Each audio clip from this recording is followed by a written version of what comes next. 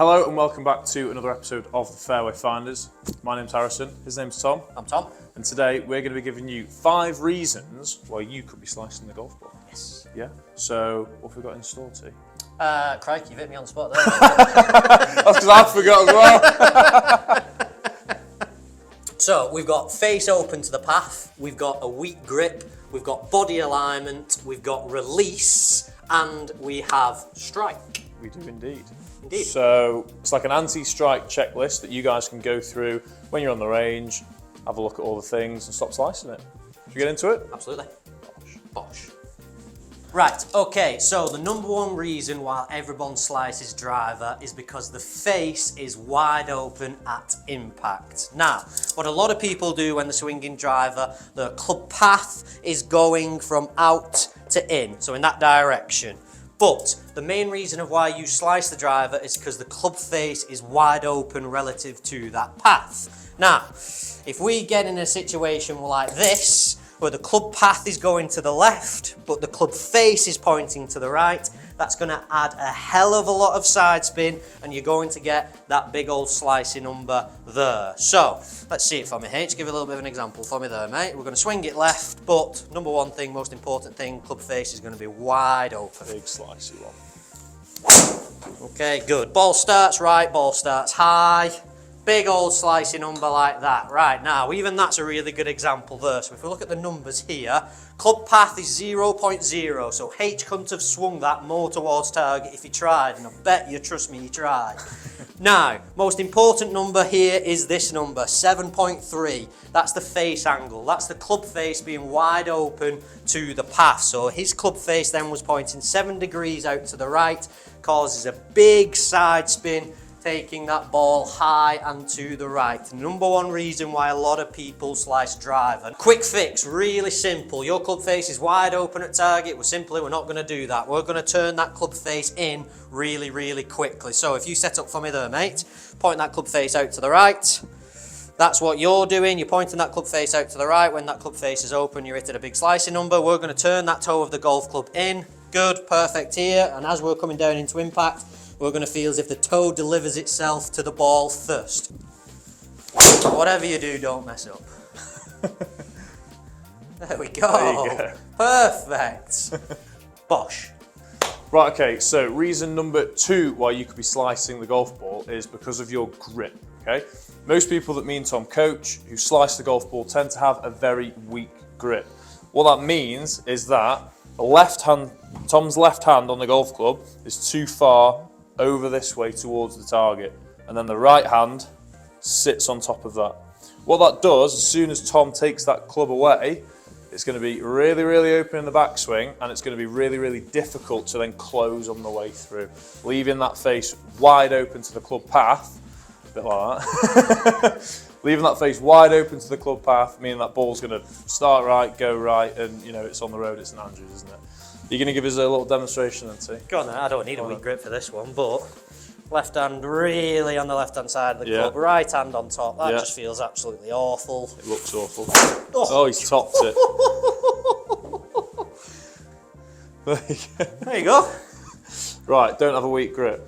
How do we change it? Okay, so now I've got a closer view of Tom's hands. Let's see what a weaker grip looks like. Okay, so a weaker grip, from your perspective, you're probably only going to see maybe this top knuckle of your index finger. What we want to see from the left hand, from your perspective, is 2 to 3 knuckles on this left hand. Another reference point is that this V that Tom's created with his left hand is going to go straight up towards his right shoulder. Okay, and now when we get the right hand on, that V in the right hand here is also going to go up his right arm to his right shoulder. He's now in a position with the hands on the golf club that it's not going to get too open on the way back, and he's actually going to be able to release and turn that golf club onto the golf ball on the way through to square up that club face to the path. Bosh. Right, number 3 reason why you slice the driver is because of your body alignment. So, H, if you set up for me there, please, mate, in normal position for me. Good. Now, as you can see with H here, his feet are pointing down the target line like a train track, just where his club face would be aiming.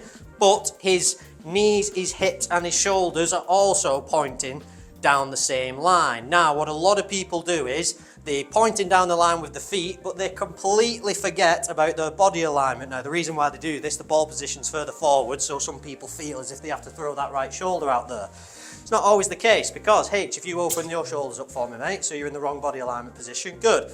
H's shoulders and also his hips now are pointing way to the left. What that does is it slightly changes the swing plane and the swing path. So H is going to pick it up nice and steep, but then he's going to come straight across the ball and slice straight across it. Another reason why you're slicing driver. So let's have a look there for me, H.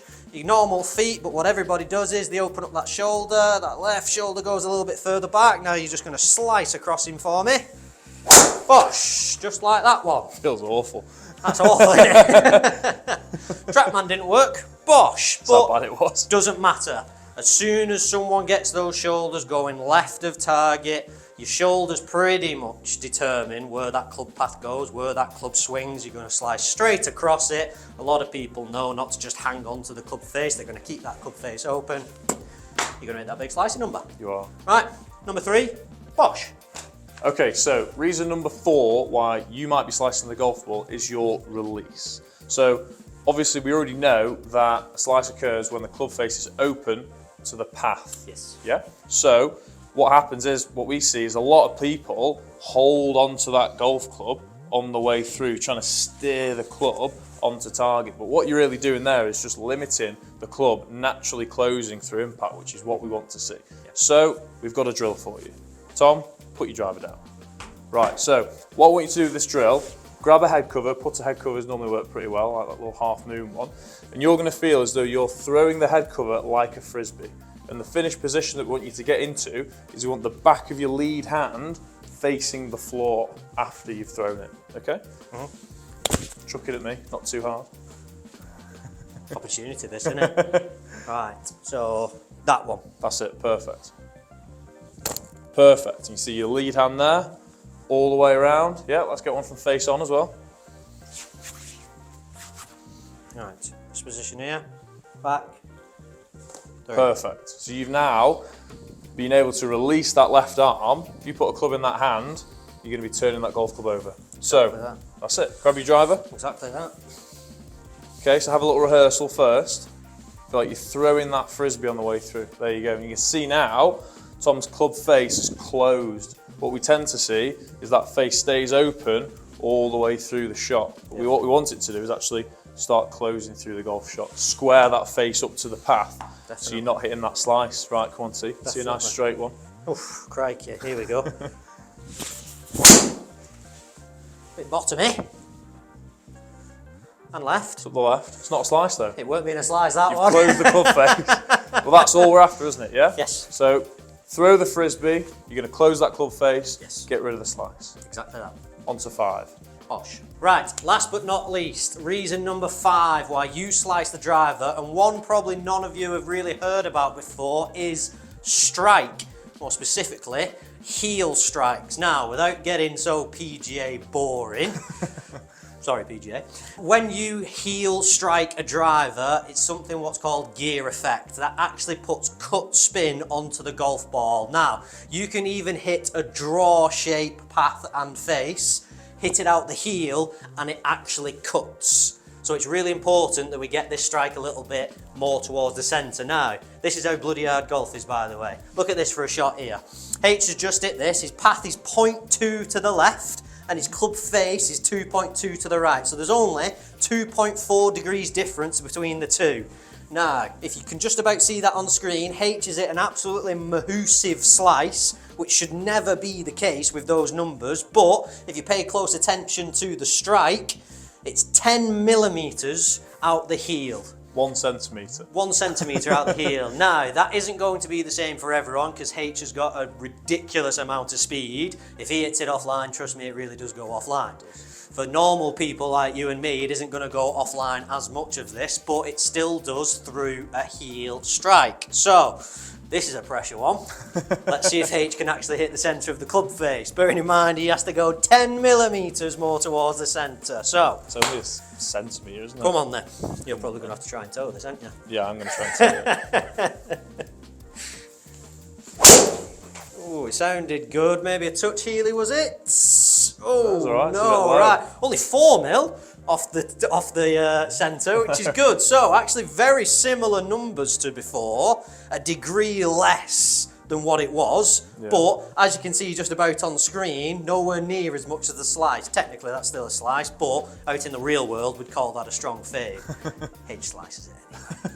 But much better strike, albeit a little bit low, but much better strike. So, really important and easy to do with this. Dry shampoo if you're ever at the driving range. Foot spray. Foot spray, spray it all over that driver head, hit a shot, that's going to give you instant feedback of where you're hitting it on the club face. So, really boring gear effect, but let's hit it out the centre of the club face. And there you go, all 5. All 5. Stop slicing it.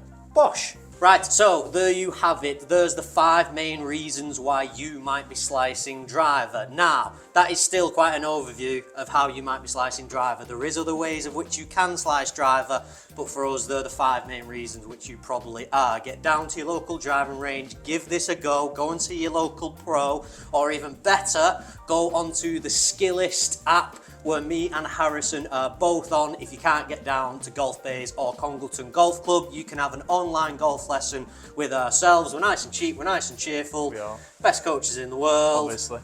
Never mind anybody else. Come down and see us at Congleton Golf Club or Golf Bays, got there eventually, or on Skillest. Come and find us, we'll sort you out, no problem whatsoever. Those are 5 reasons why you slice driver. Thanks for watching, and we'll see you soon. Bosh. Bosh.